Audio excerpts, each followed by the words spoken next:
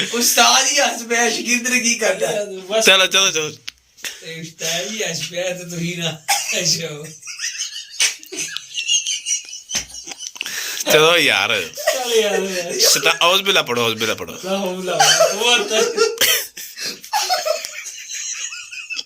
ਇੱਕ ਮਿੰਟ ਯਾਰ ਕੀ ਹੋ ਜਾਂਦਾ ਨਹੀਂ ਪੜਦੀ ਕਾਇ ਸਾਹਿਬ ਤੁਸੀਂ ਤਾਂ ਨਹੀਂ ਕੋਈ ਰਾ ਮੰਗਾ ਦੇ ਭਾਈ मैं कंट्रोल करके कंट्रोल ही नहीं होती चलो एक मिनट नहीं चुप कराना ही में हाथ में था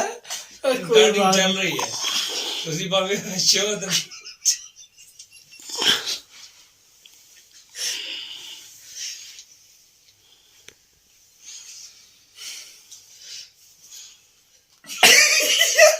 नहीं लाड मेरी कसम